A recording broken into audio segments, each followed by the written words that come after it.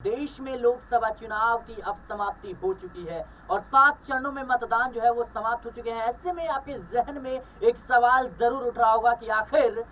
किसको कितनी सीटें मिलती हुई नजर आएंगी और क्या प्रधानमंत्री नरेंद्र मोदी तीसरी बार शपथ लेते हुए नजर आएंगे या फिर इंडिया गठबंधन की तरफ से कोई नया चेहरा खुलकर सामने आएगा। इन सबके बीच एक सवाल यह भी है कि आखिर उन दलों का क्या होगा जिन्होंने अकेले चुनाव लड़ने का फैसला किया था। खासतौर पर हम बात करें जो है नवीन पटनायक की या फिर मायावती की, जिन्होंने साफ तौर पर ना ही एनडीए का दामन थामा और ना ही इंडिया गठबंधन में शामिल हुई। और मायावती वो हस्ती है जो कहीं ना कहीं इस बार के समीकरण जो है साफ तौर पर बिगाड़ने का मादार रखती है। हमारे साथ इस मुद्दे पर बातचीत करने के लिए अमन सर मौजूद है। सर, लोकसभा चुनाव की समाप्ति जो है हो चुकी है, ऐसे में सभी दर्शकों के मन में सवाल है कि मायावती का क्या स्टैंड होगा, मायावती किस ओर रुख करती हुई नजर आएंगी। देखिए, बिल्कुल आपने सही कहा कि जिस तरह का चुनावी माहौल था, मायावती को लाख मनाया गया, लाख बात कही गई, लेकिन उन्होंने कहा कि भाई मैं अकेले चुनाव लड़ूंगी, अकेले चुनाव में जाऊंगी और एकला चलो की नीति पर कहीं ना कहीं आगे बढ़ती हुई दिखाई पड़ूंगी। और जिस तरह का प्रचार प्रसार मायावती ने किया है, जिस तरह से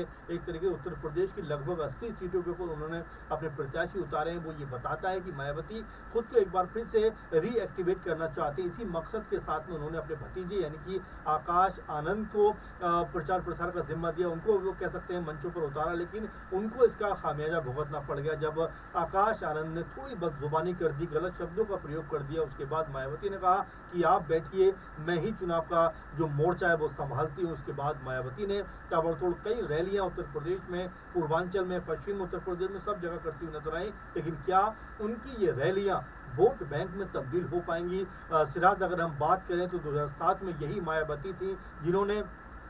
जातिगत समीकरण को साधते हुए अपने बूते, अपने बहुमत के सहारे सरकार बनाई थी, उत्तर प्रदेश में मुख्यमंत्री बनी थी। उस समय उनको टाइम्स मैगजीन ने भी सबसे पावरफुल वुमेन के तौर पर कहीं ना कहीं नवाजा था। तो आप समझ सकते हैं मायावती किस कह सकते हैं तरह से सत्ता चला रही होंगी, किस तरह से सरकार चला रही होंगी, किस तरह से मुख्यमंत्री का जो पद है उन्होंने मजबूती के साथ संभाला था और 5 साल तक सरकार चलाई। 2009 का जिक्र मैं इसमें करना चाहूँगा। 2009 में जब लोकसभा चुनाव हुआ था, मायावती के हिस्से 20 के आसपास लोकसभा सीटें आई थी, जो बताता है कि उत्तर प्रदेश में किस तरह से मायावती का जो कह सकते हैं ताकत है, जो मजबूती है, वो अपने चरम पर थी। लेकिन 2012 आते आते यही मायावती सिराज कहीं ना कहीं डाउन होती नजर आती है। 2014 के आम चुनाव जब होते हैं उसमें जाती हैं और हैरानी की बात ये होती है कि 2007 में जो पार्टी पूरे बहुमत के साथ में सत्ता में आई थी वो सत्ता से बाहर होती है। इसके अलावा 2009 में जिस पार्टी के पास 20 लोकसभा की लगभग सीटें थी, उसके पास में 2014 में एक भी सीट नहीं आती। आप समझ सकते हैं गिराफ यहाँ से कहां आ गया। इसके बाद जितने भी चुनाव हुए, चाहे हम 17 की बात करें, 19 की बात करें, 22 की बात करें, सभी चुनावों में मायावती को कह सकते हैं बड़ी हार देखनी पड़ी। 19 में जरूर कुछ उनके पास 10 सीटें आई, वो भी सपा के गठबंधन के साथ गठजोड़ के बाद आई। क्योंकि अगर हम नगीना की ही बात कर लें, 2014 में ऐसे गिरीश जो उनके प्रत्याशी थे उनको महज 2-2.5 लाख के आसपास वोट मिलते हैं। वहीं 2019 में जब सपा से गठबंधन बनता है तो नगीना सीट के ऊपर उनके प्रत्याशी यानी गिरीश चंद्र को लगभग 5 लाख से ज्यादा वोट मिलते हैं और चुनाव में जीत दर्ज करते हैं। लेकिन मायावती कहती हैं कि नहीं, अखिलेश के साथ मिलने से या सपा के साथ जाने से उनको घाटा हुआ है, अपना गठबंधन वो तोड़ देती है। 2022 में फिर कहती हैं कि मैं अपने बूते अकेले चुनाव लड़ूंगी। आप देखिए, महज एक सीट उनके हिस्से में आती है। यानी कि आप भी हमारे दर्शक भी सुनकर सोच रहे होंगे कि जिस पार्टी ने 200 प्लस सीटें हासिल की थी 2007 के विधानसभा चुनाव में, उसको 2022 में जब विधानसभा चुनाव होता है महज एक सीट मिलती है। और ये अपने आप में बताता है कि मायावती किस तरह से डाउनफॉल की तरफ गई। लेकिन यहाँ पर उन्होंने एक बार फिर फैसला किया है कि अपनी पार्टी को मजबूत करूंगी, फिर एक बार अपनी पार्टी को मजबूत करके आगे बढ़ाऊंगी। तो क्या उसमें वो सफल हो पाई है? क्या उसमें वाकई वो कह सकते हैं कि उन्होंने जिस तरह से प्रचार प्रसार किया उसका उनको लाभ मिलने वाला? क्योंकि अभी भी 22-23% का जो वोट बैंक दलितों का है उत्तर प्रदेश में, उसमें से 19-20 के ऊपर पूरी तरह से मायावती का कब्जा है। अब क्या ये सारा वोट बैंक उनके पास आता है? और जो उन्होंने मुस्लिम प्रत्याशी उतारे और तमाम समुदाय के प्रत्याशी उतारे, क्या वो उनके लिए एक बड़ा वोट बैंक बनकर साबित हो सकते हैं और क्या कुछ एक सीटों पर मायावती कोई बड़ा इम्पैक्ट छोड़ सकती है उत्तर प्रदेश की राजनीति में, ये सबसे बड़ा सवाल बना हुआ है। जी बिल्कुल, सवाल तो है कि आखिर मायावती उत्तर प्रदेश की सभी सीटों पर चुनाव तो लड़ रही है, इसके साथ ही दक्षिण भारत में नहीं उन्होंने जो है बीआरएस के साथ गठबंधन किया, दिल्ली की 7 सीटों पर अपने उम्मीदवार उतारे, लेकिन इन सब के बीच बड़ा सवाल यही है कि आखिर मायावती कितनी सीटों पर जो है चुनाव जीतती हुई नजर आएंगी, क्योंकि साल 2019 की बात करें तो समाजवादी पार्टी के साथ गठबंधन था और 10 सीटें मिली थी, और अगर उन मायावती को विश्वास था तभी उन्होंने अकेले चुनाव लड़ने का फैसला किया, और कहीं ना कहीं मायावती इस बात को समझती होंगी कि शायद उससे ज्यादा सीटें हासिल कर पाए। ऐसे में सर जो मुकाबला, जो आंकड़ों की बात करें तो कहीं ना कहीं इंडिया गठबंधन को 280 से 290 सीटें मिलती हुई नजर आ रही है, और वहीं अगर हम एनडीए की बात करें जो बीजेपी नेतृत्व कर रही है उसका, तो 240 से 250 सीटें मिलती हुई नजर आ रही है। ऐसे में आंकड़े अगर ऊपर नीचे होते हैं, मुकाबला जो है वो फंसता हुआ नजर आता है, तो मायावती कितना बड़ा किरदार हो सकती है और किस ओर